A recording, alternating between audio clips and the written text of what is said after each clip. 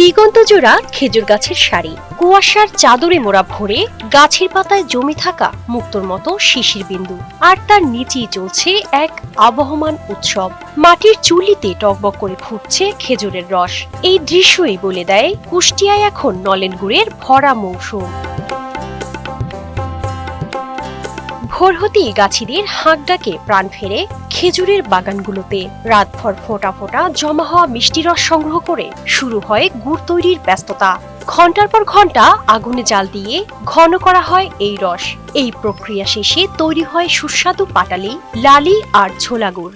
এখানে আমরা প্রত্যেক বছরই আসি খেজুর গাছ কাটতে। ফজর আজান দেবী তখন উঠে হাত মুখ ধুয়ে রস পাড়তে যাই। এদিকে সূর্যের আলো ফুটে ওঠার আগেই টাটকা রস খাওয়ার পাশাপাশি খেজুর গুড়ের স্বাদ নিতে ভিড় করেন অনেকেই। প্রথমবার আসলাম এই শীতে, আর আশা করছি আরো আসবো। গুড় তৈরির এই প্রক্রিয়া শুধু পেশা নয়, এটি কুষ্টিয়ার আবহমান গ্রামীণ শিল্প।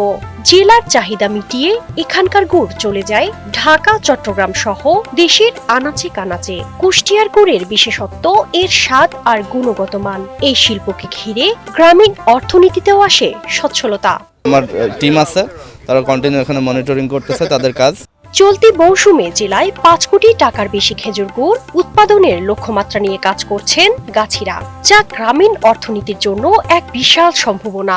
খেজুর গাছ যেন বৃদ্ধি পায় সেজন্য আমাদের কৃষি সম্প্রসারণ অধিদপ্তরের পক্ষ থেকে বিভিন্ন জায়গায় কিন্তু খেজুরের চারা রোপণ করা হচ্ছে।